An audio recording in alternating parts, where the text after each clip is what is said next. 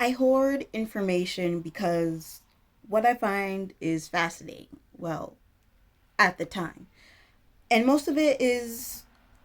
I think it's very relative to me, because I just in my brain everything just sounds so fascinating to me, and I I know I'm not the only person who is a scholar or aspiring to be a scholar and wants to have all this information available, because they think, oh, I want to do this, I want to do that with this, and I need this at this. I found this and I want to keep it because I don't know if I'll find it again. And that's fine and everything, to find, to have these things that help us in um, researching what we are passionate about. Um, so basically, the video that inspired me to talk about hoarding information, which I didn't even think of as a term until I watched um, the video by Lady of the Library, and why we hoard information we will never use, but we think we will use again. And we may use it again, but most of the time, we won't use that information again. And I resonate with this video because I see myself doing this all the time. Even though I don't post a lot, I love to do research. And if you've been with me, you've seen that I have probably, at first, when I first started this channel, it wasn't very structured. And I actually started during COVID because I just had no one to talk to. And technically, I wasn't talking to anyone, but I wanted to resonate with somebody who was watching this video, even though I didn't have all the fancy things that a lot of famous YouTubers have. I just wanted to get stuff off my chest. And then as the YouTube channel progressed, I wanted to, like I said, I love doing research, and I love history, and I want to share that with everyone. So that's why I like to do this channel. And like I said, I love history. I like to connect the dots and links together that usually people wouldn't put together before, because I don't know, it's just it's I like to historians are such a niche sub historians can find such a niche subject that people on the outside of history would never think was possible. And so I don't want to just connect to historians. I want to connect to other people. Like fashion. Sometimes when you think of history, you don't think of fashion, or you don't think of cooking, or you don't think of psychology or sociology. You think, and I wanted to bring stuff like that, and just how can cultures and people are united. Um, but the thing is this the thing about that is there's so much going in my brain at one time. It's like if you go on Wikipedia, you just fall into that rabbit hole, you see a new term, you click on it, you see another new term on the other page, you click on it, and then you keep going and going and going. And you don't and then you forget why you were on Wikipedia in the first place, because there's just so much to do. So becomes like my thoughts become like a chimera, like a Frankenstein's monster of history, psychology, sociology, and other ologies. Um, it's not a it's now it's not a bad thing to have questions, to have to come up with your own narrative of what happened due to the facts that are presented to you. But let's also remember that Don Quixote, he loved to read, and he eventually went mad because he had so much knowledge. He had, and so it plays out in your mind, and at some point you have to just take a break and walk back from everything. Um, so I always feel like one day I'm going to use the things I, like I said before, like I want to use it again one day, because I feel like will I feel like at the time I can connect what I'm reading to something of value as part of my research, which leads to making projects that I cannot finish, and that makes me feel terrible. It makes me feel terrible because I want to finish it. It doesn't deter me from doing it. It makes me it just makes me sad that I can't finish it when I want to finish it. And aside from having a bunch of things to do on top of that, a bunch of other things aside from doing historical research and everything, um, I would I just aside from life, I would just I I want to do everything, but there's not enough hours in a day. Sometimes on some days I have priorities that to myself, and not to other people. So, I mean, doing research is a form, to me, a form of relaxation, because I get to learn more, because I am very invested in doing historical research. And even though I know when I did my masters from I was just very anxious doing this research, and I could feel the anxiety piling up, but also I was just also just so excited to find new things to add to my portfolio of what I've done as within studying this history that I want. So now looking, I believe that is why my first thesis proposal got rejected, because I had so many things going on that I that my I had so many things going on that my professor who um who oversaw the thesis process, um he was kind of he kind of he well, actually, in my first class, my first I retook my thesis seminar. In my first one, he agreed with it, but I just didn't know how to come about it because it was just so much information. And so I I failed that class. And so my second seminar, I did a new approach. But again, that was also a very broad term, because if any of you know, I did my thesis on Buddhism in America during the 1960s. And at first I I wanted to look at just I wanted to compare and contrast Buddhism in Asia and America, and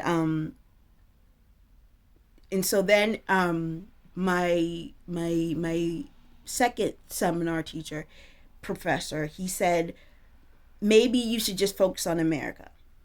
And at first I was just like, oh, but I don't want to do that. But I wanted to finish. I wanted at that point, I was just like, you know what? I should just bite the bullet because I want this master's at this point.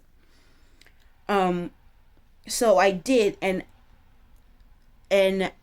over time, I was able to compare and contrast.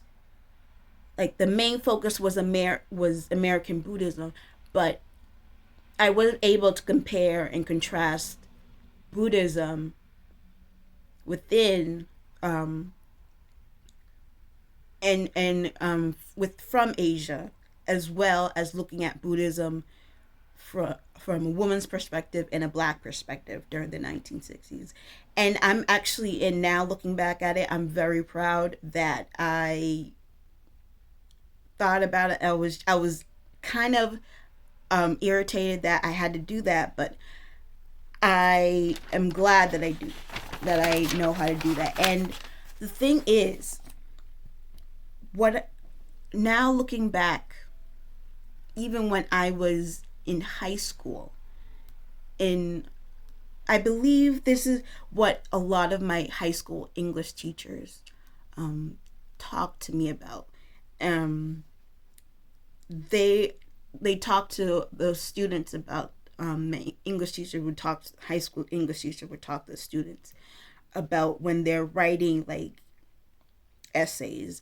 We're basically trying to save you from yourself, which means they you don't have a structure of writing yet. You have ideas, but they're all over the place, and you need to focus on one specific topic. So that's why the teachers are here. The teachers and professors are there to guide you in the right place. And you know what? That it all makes sense because you want your writing to be nutrient dense, but meaning you want a lot of research, a lot of words, like explain every detail. But you still want it organized. And but also you don't want so much information to the point where you going from point A and you want to go to point B, but you go from point A all the way to point Z instead of B. You get to point Z and then you have to go to W, X, Y, and then you get to B. And that confuses you. So, and that confuses the reader. And that's what makes people not want to read anymore and not take you seriously anymore. So, so the thing is, right now I'm currently not in school. I currently don't have an advisor. So all this research that's coming to me is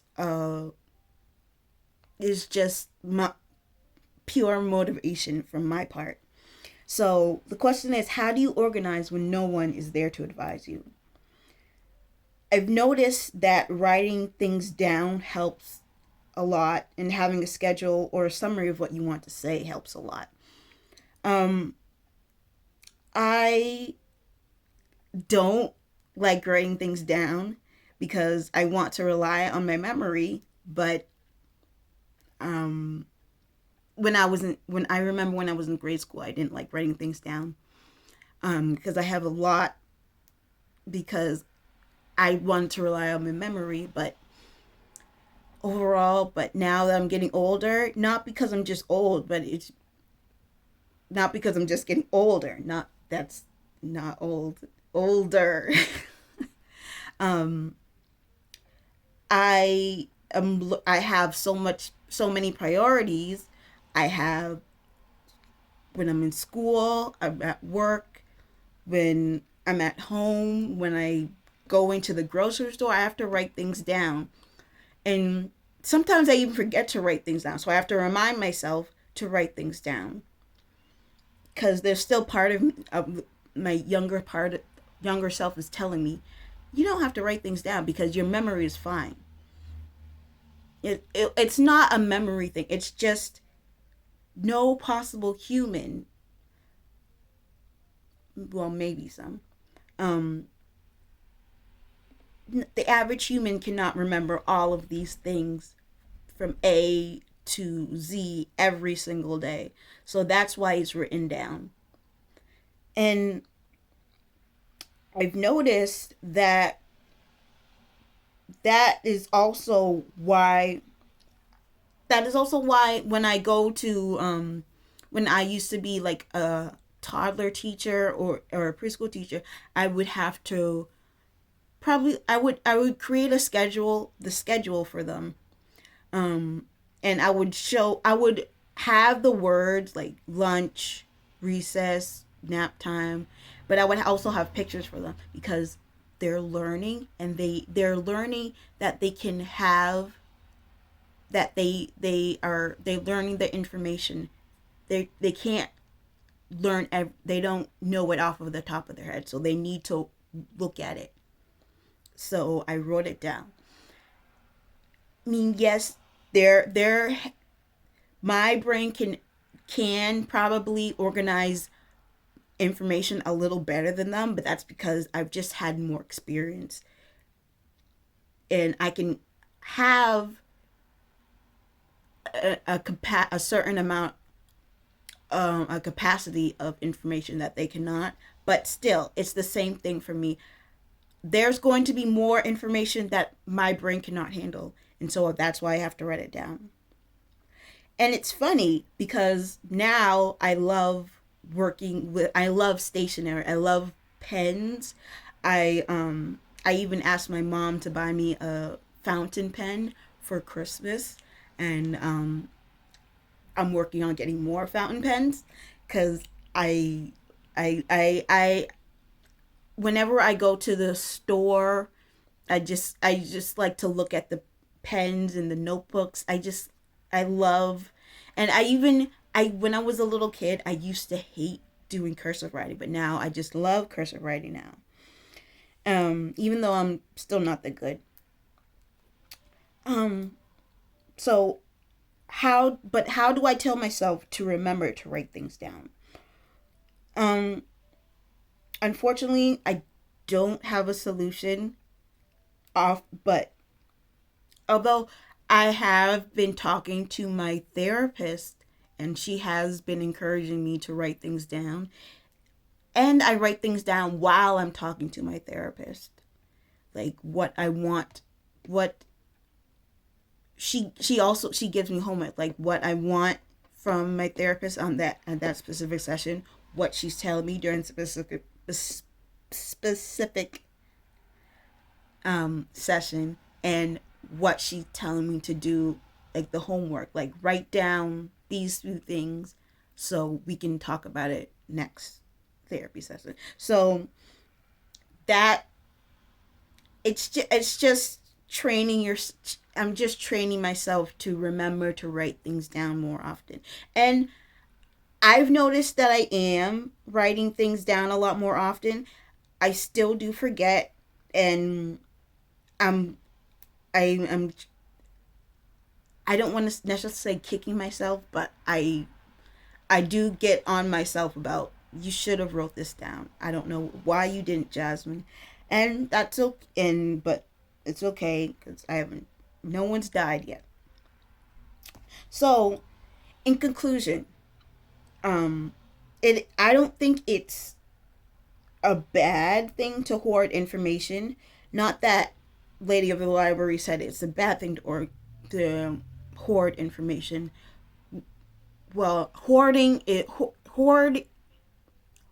information and having resources, ample resources, are two different things, I believe. And yes, she was talking about hoarding information, but she was also talking about how to just not hoard information. Like, we want the research, but sometimes we need to know what we're going to do with it. It's like when you watch the show Hoarders, like they have everything, and you think, and they think, oh, I'm going to use this later, I'm going to use this later, but they don't use it, and so it then just goes to dust. That I actually get on my mom about that too. She has a lot of things that I'm going to use this later. I'm like, no, you're not. You're not going to use it. Just throw it away. And I need to tell myself that too sometimes. I mean, I have a lot of books that I don't plan on getting rid of anytime soon.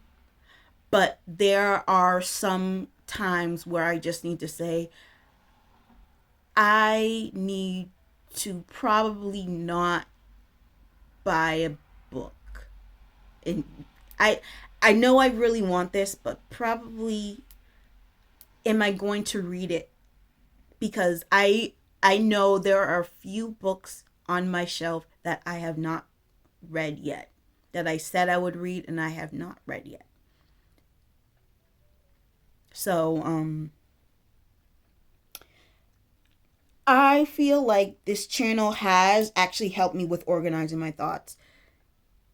Um and the physical, like the script like text, like it has, since I want to get more things on my channel out, I want to talk more about the the interesting things I've learned about, and so I've noticed that I have to write down my thoughts before, instead of just coming on and just talking willy-nilly. So in conclusion, I think that hoarding information is something that we all need to work on. And it's not just scholars, it's everybody. Because hoarding information, hoarding, I don't know, teddy bears, hoard, I don't know why teddy bear just came into my mind, but hoarding a bunch of things that you don't need. So it's good to have things on hand. Like, again, not hoarding information, but you want to have ample resources. So turning the hoarding into ample, substantial things. Hoarding is not substantial, and ample resources are substantial. That's what you want. And I think that it's not a clear-cut solution. It's not, if you want to go cold turkey and just throw out everything, I don't think that's going to solve the problem. Because you're probably just going, first of all, you're probably going to kick yourself for, why did I throw that thing that I needed? I threw out everything blindly, and so I actually needed some of the stuff that I threw away. And two, it's not going to solve the problem within yourself of, I just randomly get things that I think would benefit me. But in the long run, it doesn't. In the short term, you feel good when you get these things. Like, I go to bookstores all the time. Well, I don't go to bookstores all the time, but like, whenever I see a bookstore, I like to go in it and look at the history section, and I like to pick out what I want to get. But either I just write it down. I'm starting to write. I'm starting to write it down. Write down the books that I want. Write down the things that I want, and if in the short term that and if I want it in the long term, I will go back to it and see if I actually need it. But that's all I have for today. Bye.